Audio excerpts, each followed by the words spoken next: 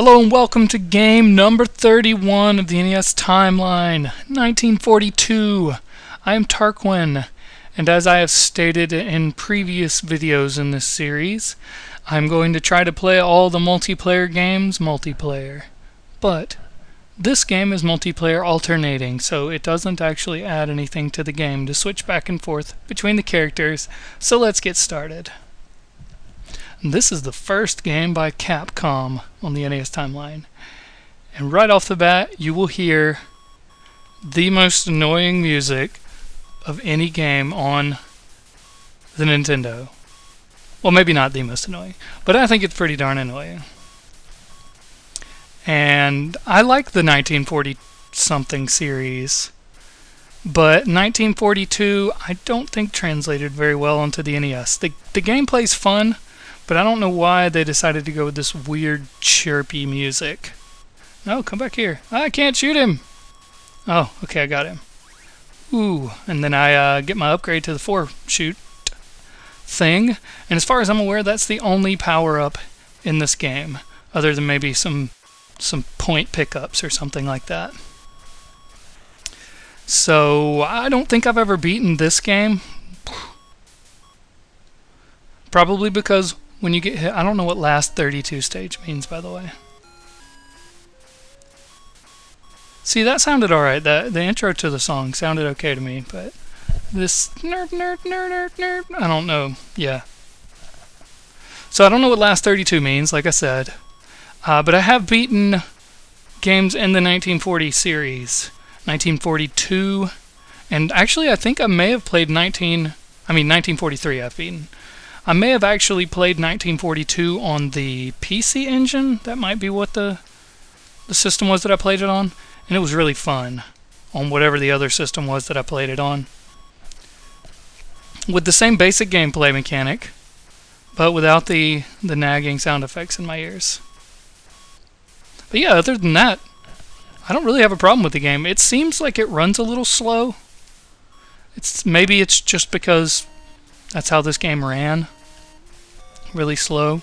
But I'm going to try to at least beat a level to see if there are a finite number of levels in the game. I'm pretty sure there are, in which case I'll probably try to beat them if there is a lot of diversity to the levels. Ooh, almost got hit there. I don't know what the R button means. Let's try it out. Oh, I just pushed the A button and it made me fly over everything. So maybe R means reverse, possibly. Something like that. So I'd have to say that this game reminds me a lot of Galaga, oddly enough. I mean, most shmups probably owe something to Galaga or Galaxian or Space Invaders or something like that. But the way the enemy units move reminds me of Galaga for some reason. Darn it, why did I hit that? I don't know. Did I get game over? Where am I live? Oh, 0 down in the bottom left corner. I gotcha. I'm still not quite sure whether or not I'm starting over at the beginning of the level, because again, I don't know what last 32 means. Unless there's 32 levels and it counts up to level 1, possibly. That's a thought. And also, I don't think there's a speed upgrade in this game, which would be kind of useful. That was bad gameplay all over the place. Shooting down 198. Percentage 74. I can continue. Well, what's that going to do? I was on the first level. Okay, last 32. With 3 lives apparently, since 0 counts as a life. I guess 0 means I have no lives left. So I'm on life number 3 right now. Alright, I'm going to try and focus on not hitting anything with my little spaceship.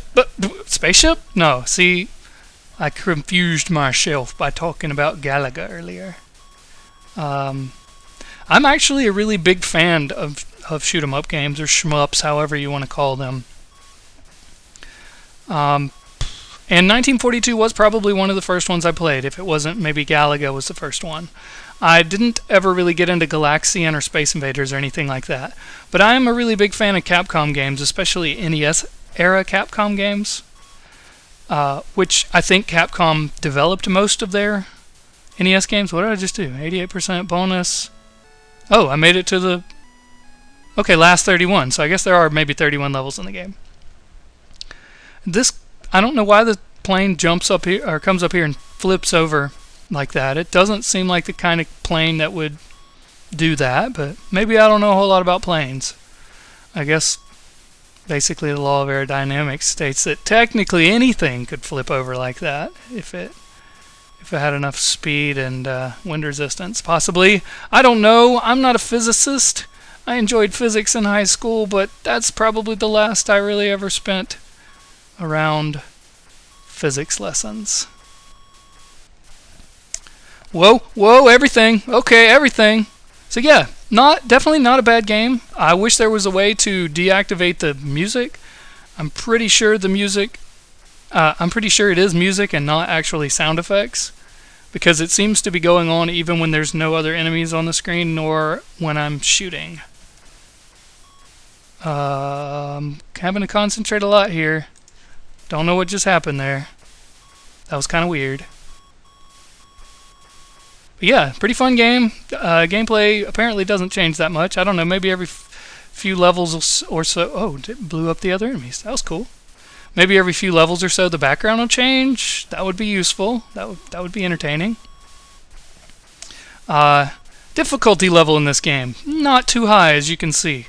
And maybe it gets higher as we go. Obviously, most games do that. But maybe it either puts more enemies on the screen or makes the enemies go faster. I don't know. So that was my first death, apparently. I still have 3 lives, however you want to count it. X02. So maybe I hit a score marker that brought me up to an extra life. I did hear a sound effect earlier, but I don't remember when that was. This game actually also reminds me... Well, I couldn't have expected you there. It reminds me of a game, I think it's called Xevious. I think it's a Namco game. The background and everything, all the water and then the sporadic islands here and there. No actual large land masses. And I don't remember which war happened in 1942, but maybe it happened over the ocean. I don't know, maybe that was Pearl Harbor, I can't remember. I don't have all of the American war dates remembered.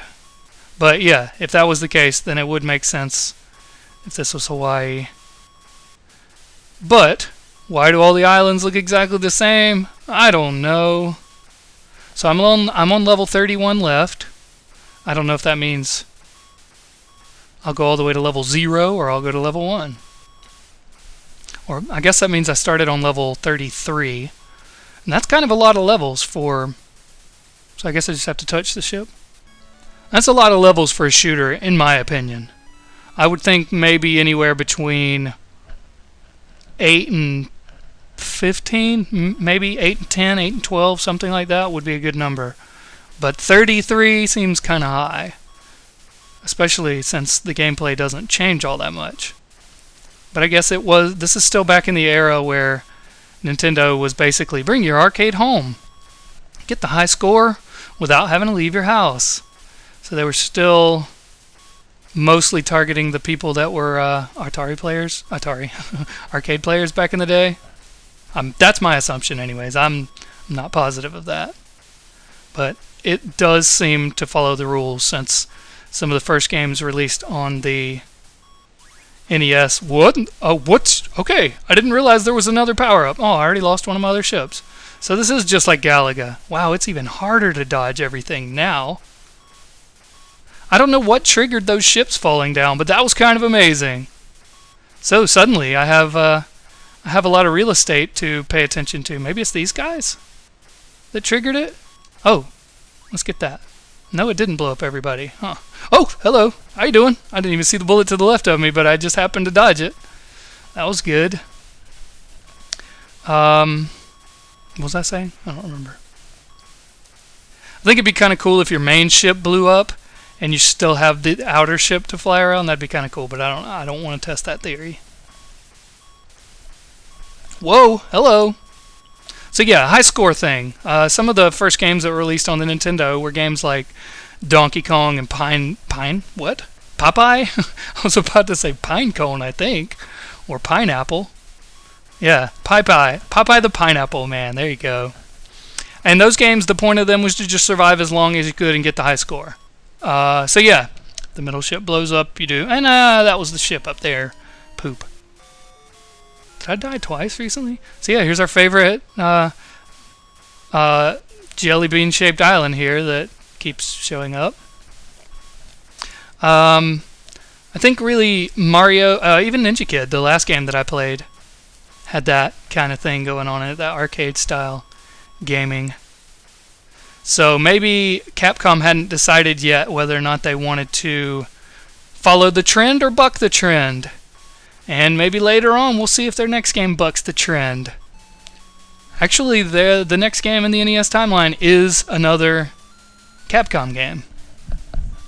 So let's see if I have infinite continues. Continue. Do I start on level 30? I do!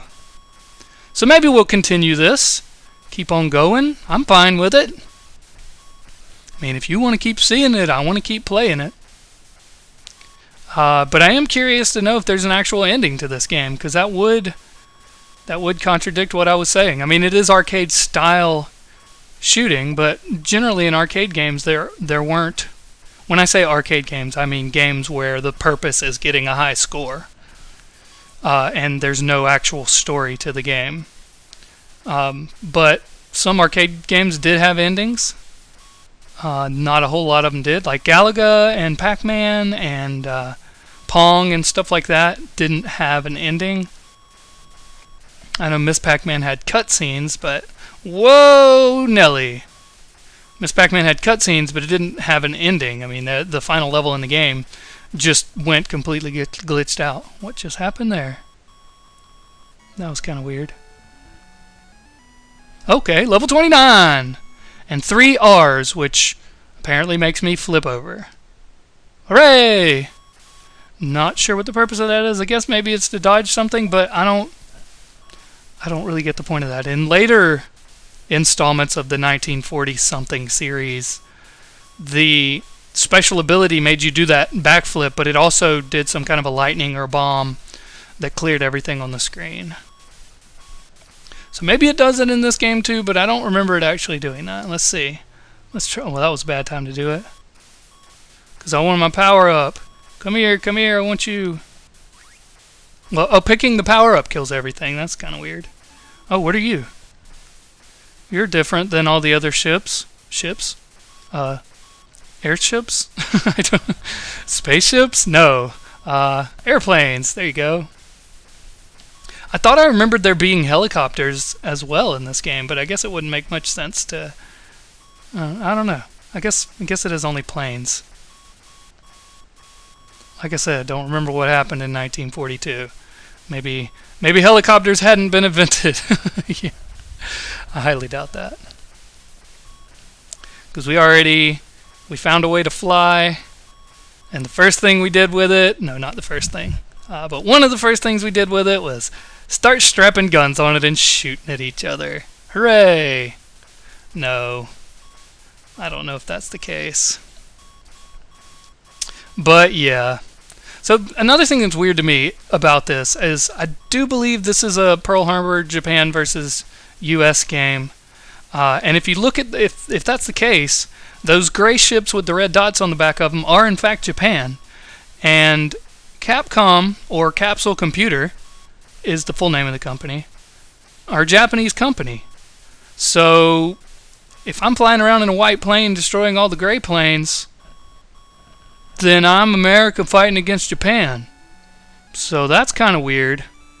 I don't know if it maybe was like that in the Japanese version of the game, but that seems a little strange to me. Just putting that out there. So what level am I on now? 28? Oh, okay. There's new patterns for the power ships that I didn't get. Oh, I almost got shot. Oh, but there's another set of them there. No, get the last one, Alright, sweet. Power up. Okay, got it. Now, I don't know if the additional ship's power-up comes after you get the 4 shot. I'm guessing so. Wow. Suddenly the background has land. The game is changing. Things are getting real now. I don't know if I've ever actually gotten this far in the game before. Probably like most people who were thinking, oh no, this music, it kills my ears. No, I don't know if people were actually thinking that back when this game came out, because they could have just said, well, you know, it's a new system, people are still getting used to it, blah, blah, blah, boo, jib jab at a job. No, get him. Okay, good. Don't kill me, don't kill me, don't kill me. So I don't know. I don't know if people had that complaint about the game when it first came out or not. It's easy to ignore. I will admit that, and I know I do speak about it a lot, but it's the most obvious thing other than the visual gameplay element. I think I remember hearing or reading somewhere that Tosei were involved in porting this game and that they didn't have a whole lot of resources or knowledge of the system. I don't know, because Chubby, Cherub and Tag Team Wrestling were both developed by Tosei 2, I think. But I like those games. I mean, they're weird, but they're playable. So I don't know. Maybe they were just the guns for hire while people were still getting used to the system. But yeah, that I don't know if that's true. I'd have to do a little research on that. Capcom are credited as being the developers of the game, but back then, ghost developers, if that's what you want to call them, using a term I am adapting from writing for different authors. I guess they were a common thing back then. I'm actually curious to hear the arcade version of this music now. That would be interesting to see if maybe it was just a limited sound channel that they were working with for some reason.